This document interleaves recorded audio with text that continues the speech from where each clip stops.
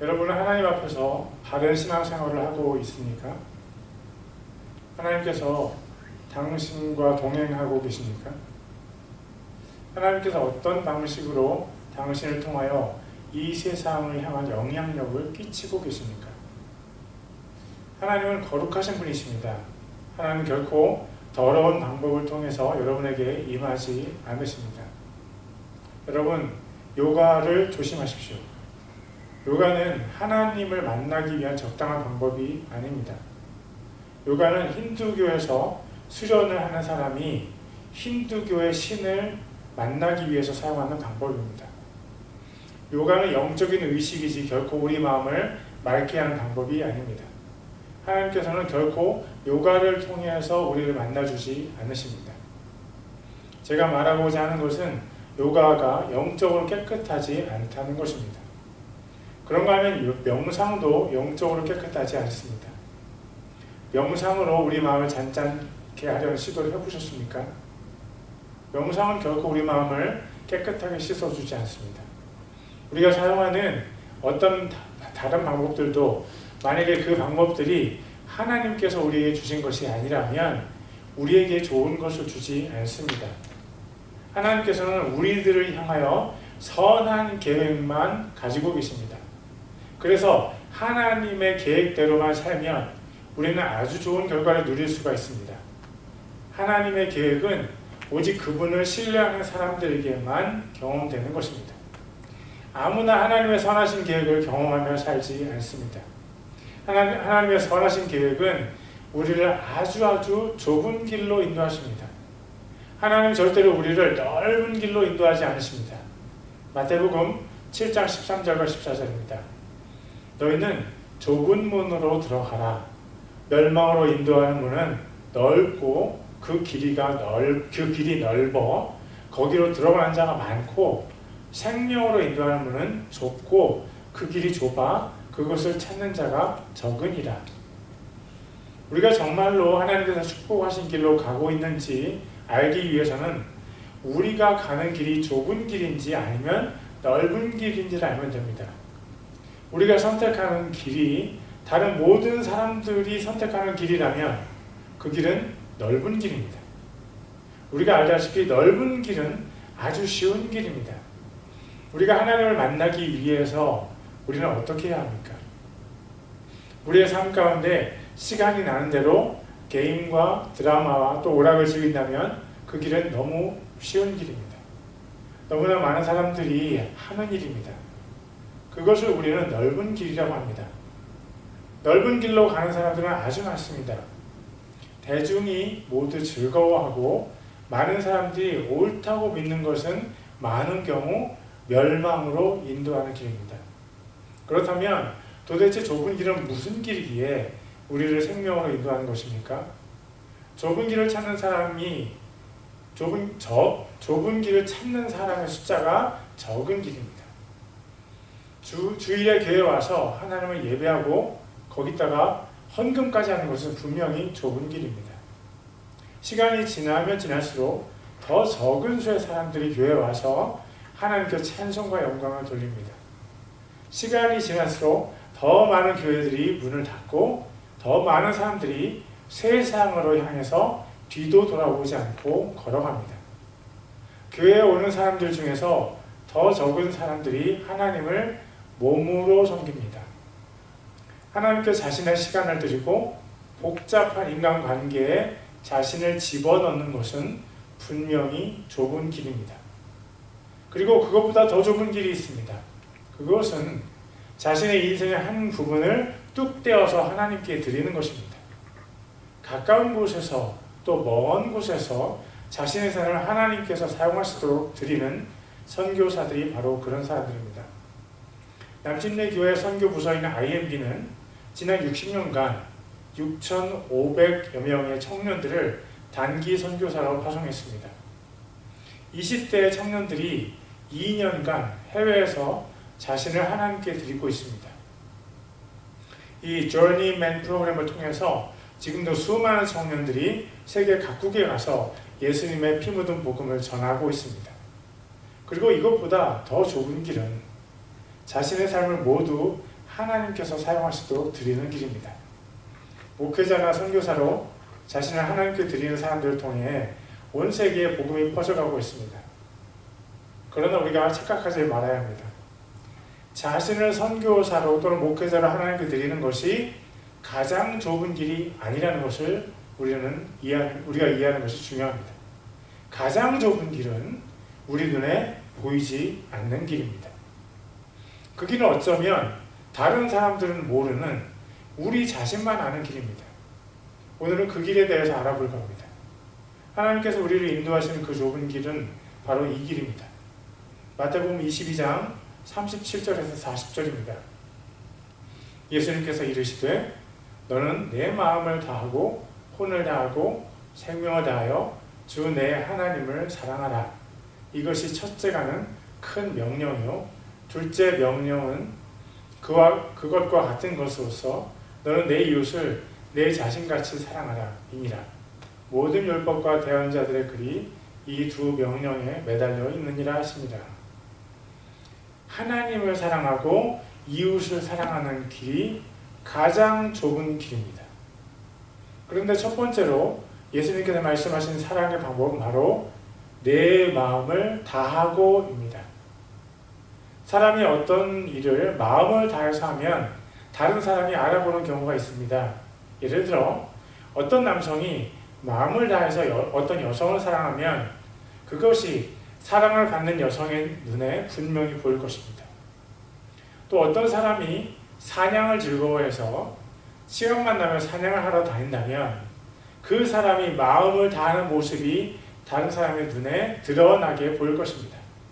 그러나 어떤 경우는 잘 보이지 않습니다. 예를 들어 사람이 다른 사람을 짝사랑을 하면서도 절대 겉으로 표시하지 않게 하는 경우입니다. 또는 어떤 사람이 자기 방에서 열심히 게임만 한다면 그 주위 사람들이 그것을 모를 수가 있습니다. 여러분은 어떤 대상에게 여러분의 마음을 다하고 있습니까? 누가 당신의 마음의 주인입니까? 누가 당신의 마음을 가득 채우고 있습니까? 그것이 세상입니까? 아니면 하나님입니까? 자신의 마음을 세상으로 가득 채운 사람은 넓은 길로 가고 있는 사람입니다. 자기 마음을 하나님으로 가득 채우고 있는 사람은 분명 좁은 길을 가고 있는 사람입니다. 당신은 지금 어디로 가고 있습니까? 하나님께서 우리에게 보여주신 좁은 길은 우리가 우리의 눈을 세상의 것으로 가득 채우면 절대 보이지 않습니다. 우리 자신의 마음을 세상으로 가득 채우는 사람에게는 절대로 좁은 길이 보일 수가 없습니다. 좁은 길, 좁은 문은 아주 극소수의 사람들에게만 보입니다. 그 사람들이 누구입니까? 그 사람들은 자신의 마음에 하나님을 모으신 사람들입니다. 어떤 사람은 자신의 마음에 하나님을 모셨지만은 자기 마음의 아주 작은 부분만을 하나님께 드립니다. 그러나 또 다른 어떤 사람들은 자신의 마음을 온전히 하나님께 드립니다. 그것이 다름 아닌 마음을 다해서 하나님을 사랑하는 것입니다. 맞습니다. 우리가 읽은 성경 구절에 하나님을 마음을 다해 사랑하는 것 외에 또 다른 한 가지 좁은 길이 있습니다. 그것이 무엇인지 기억하십니까? 네, 맞습니다. 그것은 이웃사랑입니다. 성령 하나님께서는 계속해서 우리를 더 좁은 길로 인도하십니다. 하나님을 사랑하는 사람들은 결국 이웃을 사랑하는 길로 초대를 받습니다. 하나님을 사랑하는 사람은 이웃을 사랑할 마음의 힘이 생깁니다. 그러나 이웃을 사랑하는 사람이라고 해서 자동적으로 하나님을 사랑하는 사람이 되는 것은 아닙니다. 어떤 사람들은 크게 착각을 하기도 합니다. 자기가 이웃을 사랑하면 그것이 바로 하나님을 사랑하는 것이라고 착각합니다. 그 근거로 이 말씀을 내세우기도 합니다. 요한복음 14장 21절입니다. 내 명령들을 가지고 지키는 자가 나를 사랑하는 자니 나를 사랑하는 자는 내 아버지께 사랑을 받을 것이요 나도 그를 사랑하여 그에게 나를 나타내리라. 예수님의 명령 중에 하나, 그것도 아주 큰 명령인 이웃을 사랑하라는 명령을 지키는 것이 예수님을 사랑하는 것이 맞지 않습니까? 네, 맞습니다. 그러나 우리가 잘 생각해 볼 필요가 있습니다. 때로 우리는 이웃을 사랑해야 하는 일에 집중해야 될 필요가 있습니다. 하나님께서 우리를 밀어 넣으셔서 이웃을 사랑하게 하시고 자신의 몸이 부서지도록 일하게 하실 때가 있습니다. 그것이 하나님께서 인도하신 것이라면 분명히 그렇게 하는 것이 하나님을 사랑하는 것입니다. 그러나 그 시기가 지나서도 우리가 하나님께 집중하는 것을 회복하지 못한다면 그것은 심각한 문제를 일으킵니다. 우리가 하나님의 뜻대로 이웃을 사랑할 때 하나님께서 우리를 힘주시고 우리에게 하나님의 사랑을 부어주십니다. 그러나 그 특별한 시기가 지나면 우리가 다시 제 자리로 회복해야 합니다. 영원한 우리의 자리는 바로 우리가 하나님을 바라보는 자리입니다. 말씀 속에서 하나님을 바라봐도 좋고 기도 가운데 하나님을 경험해도 좋습니다. 우리의 경건의 시간, 우리가 하나님을 만나는 그곳으로 돌아가는 사람이 지혜로운 사람입니다. 진정한 이웃사랑은 진정한 하나님을 향한 사랑이 있는 곳에 꽃을 피웁니다. 그것이 전제입니다. 여러분, 하나님의 뜻을 행하며 살고 있습니까? 다시 하나님을 사랑하는 자리로 돌아오십시오. 그 자리를 잃어버리면 우리의 이웃사랑은 아무 의미가 없습니다. 우리가 하나님 사랑을 잃어버리는 순간 우리는 갑자기 푹 하고 쓰러져 버립니다. 이웃사랑에서 하나님 사랑으로 빨리 복귀하는 사람은 이웃사랑을 오랫동안 할 수 있습니다. 그러나 계속 이웃사랑에만 집중하는 사람은 금방 매너리즘에 빠질 수 있습니다. 오늘의 설교 구절을 읽겠습니다. 야고보서 1장 27절입니다. 하나님 곧 아버지 앞에서 순수하고 더럽지 않은 신앙심은 이것이니 즉 고난 중에 있는 아버지 없는 자들과 과부들을 돌아보고 세상으로부터 자기를 지켜 더럽혀지지 아니하는 것입니다. 유대인들은 종교적인 관습을 아주 중요하게 여겼습니다. 문제는 우리 주 예수님의 복음이 유대인들에게는 사형에 처할 정도로 불법적인 것이었다는 데 있습니다. 이것을 통해서 우리는 유대인들의 전통이 얼마나 하나님의 진리에서 멀리 떨어져 있는지를 알 수 있습니다. 바로 전에 우리가 읽은 구절에서 신앙심은 유대인들이 장로들의 전통을 지키는 바로 그 신앙심을 이야기합니다. 그러나 그것은 하나님의 관점에서 보았을 때 전혀 옳지 않은 것들이었습니다. 그들은 채소를 딸 때도 10번째 잎은 하나님의 것이라고 정해서 하나님께 드렸습니다. 또 안식일을 지키는 그들의 전통에는 이런 것들도 있습니다.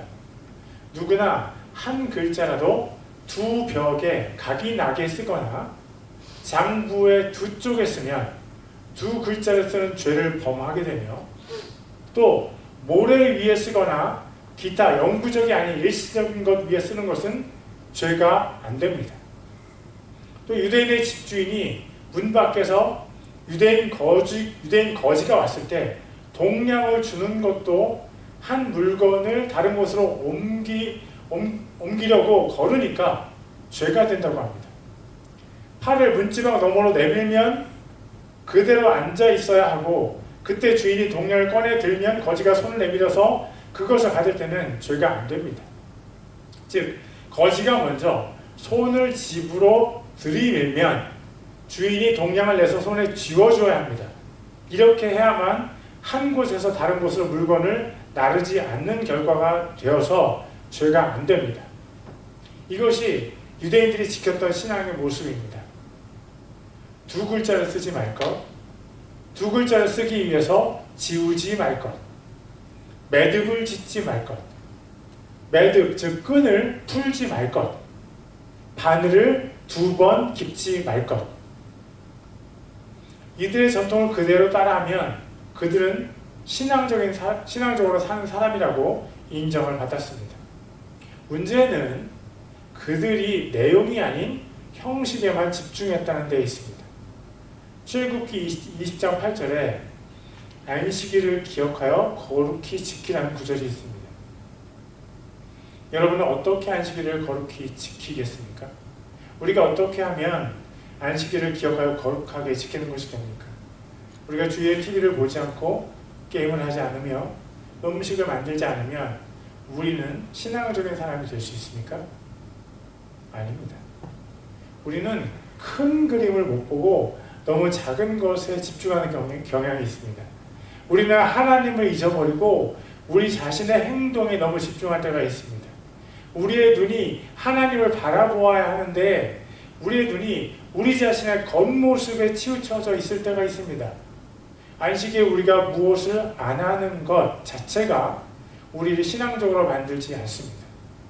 우리의 참된 신앙은 우리가 하나님과 하나 될 때 저절로 성장합니다. 주 성령님께서 우리와 하나 되실 때 그분이 인격적으로 우리에게 임하실 때 우리는 진짜 신앙적인 사람이 될 수 있습니다. 이 모습을 사도행전 2장 1절부터 4절까지 해서 확인할 수 있습니다. 오순절 날이 충만히 임하였을 때 그들이 다 한마음이 되어 한 곳에 있더라.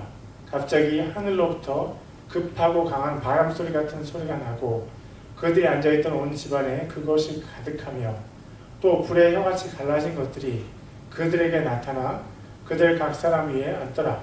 그들이 다 성령님으로 충만하여 성령께서 그들에게 말하게 하시는 대로 다른 언어들로 말하기 시작하더라.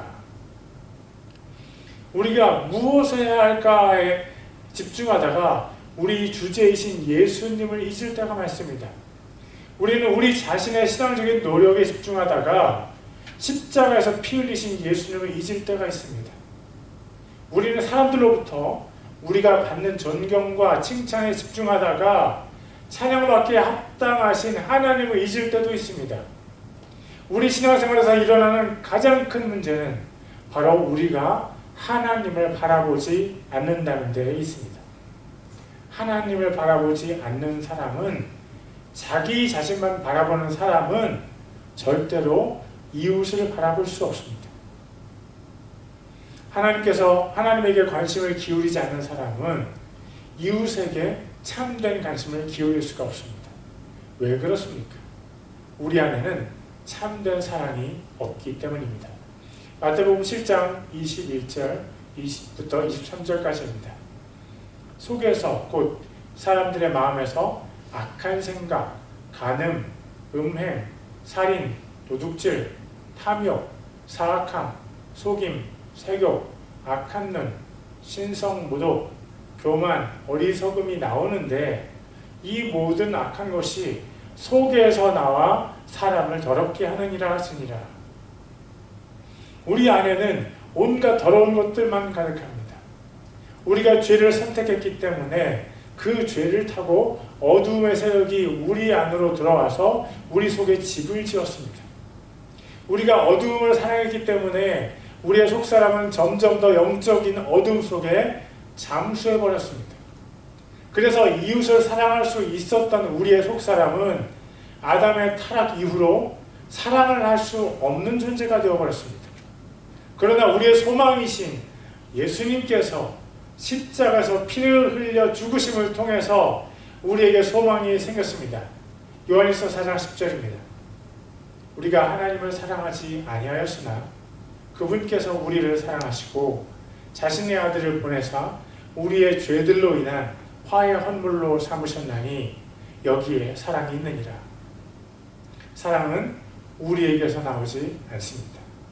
사랑은 오로지 하늘에 계신 거룩하신 하나님에게서 나옵니다. 여러분은 더러운 흙이 묻은 생선을 먹을 수 있습니까? 아닙니다. 더러운 죄로 얼룩진 우리의 마음은 하나님께서 결코 받으실 수 없는 상태가 되어버렸습니다. 하나님은 살아계십니다. 살아계신 하나님께서는 우리로부터 살아있는 예배를 받기 원하십니다. 우리가 온전히 하나님께 영광을 돌리는 예배를 하나님께서는 받기 원하셔서 우리를 여기에 모아주셨습니다. 사랑하는 하나님의 사람들이여, 하나님께 합당한 영광을 올려드리십시오. 여러분 자신을 예배하고 여러분 자신의 인정받음을 기대하면서 교회에 나오지 마십시오. 교회는 오로지 영광스러우시고 살아계신 하나님을 높이는 곳입니다. 우리가 높임받을 때 하나님께서는 슬퍼하십니다.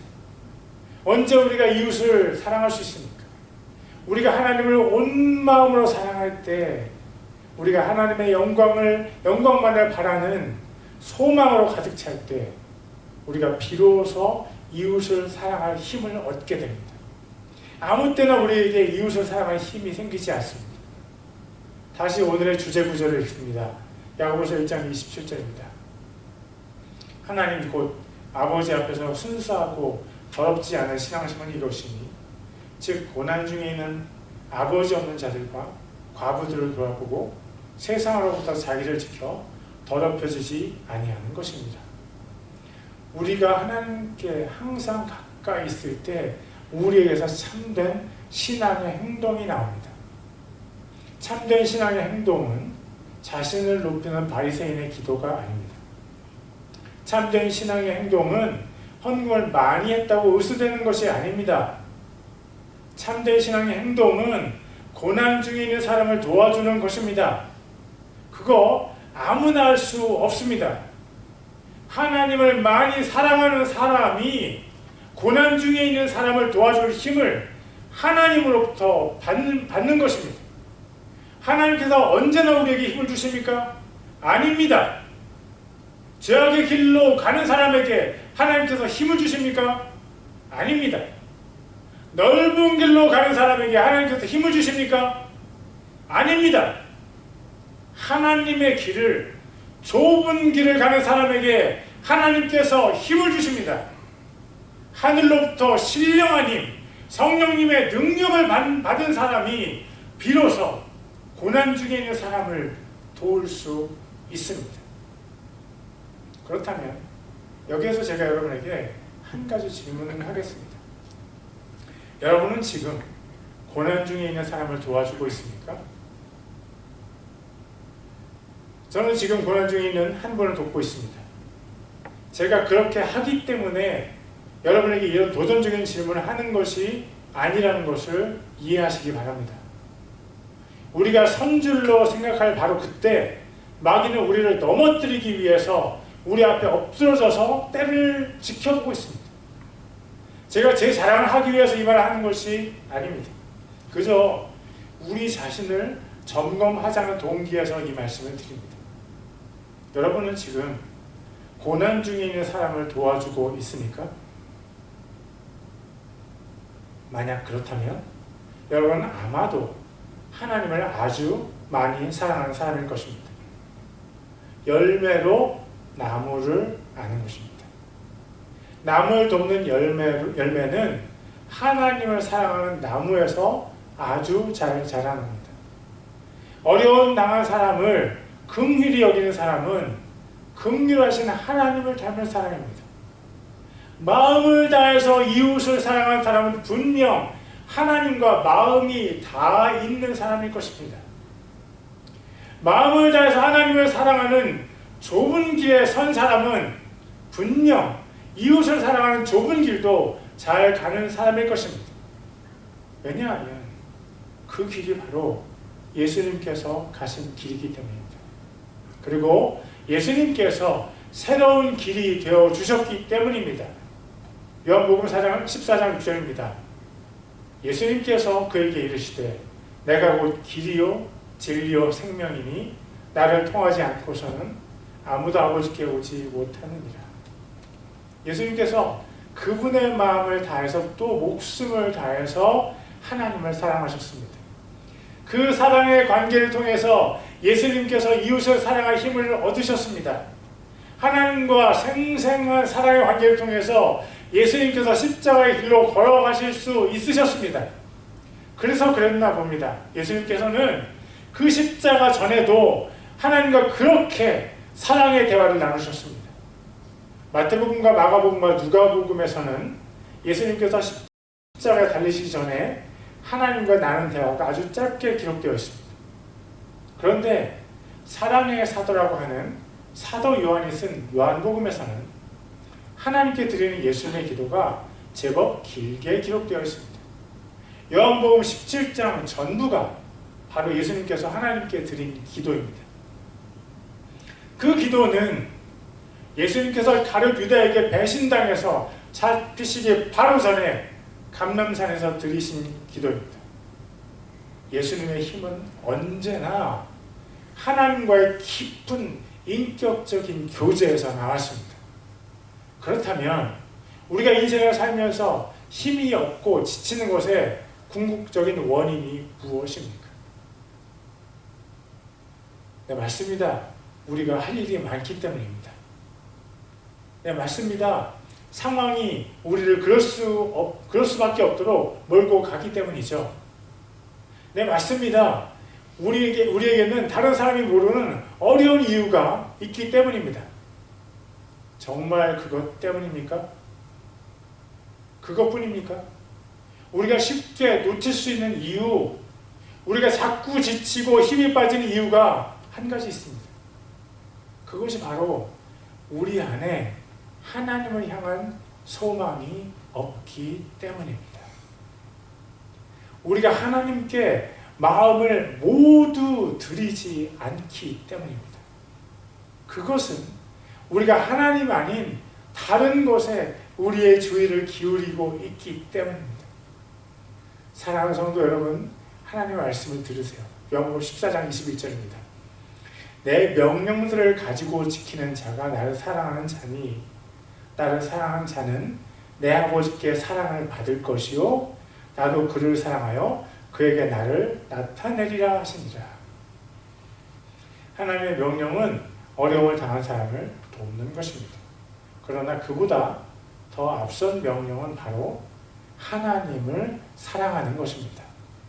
그러므로 우리가 어려움을 당한 사람을 도울 때 반드시 우리의 마음을 확인해야 합니다. 이 어려움을 당한 사람을 돕는 내 마음에 하나님을 향한 사랑이 있는가? 우리는 스스로 물어봐야 됩니다. 나는 정말로 하나님을 사랑해서 이 어려움을 당한 사람을 돕고 있는 것인가?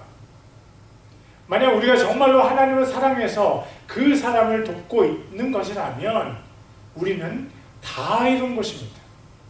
우리는 하나님을 사랑하는 명령도 지켰고 이웃을 사랑하는 명령도 지켰습니다. 그것이 바로 하나님께서 원하시는 것입니다. 예수님께서는 우리를 위해서 십자가에서 죽으심을 통해서 하나님을 사랑하셨습니다.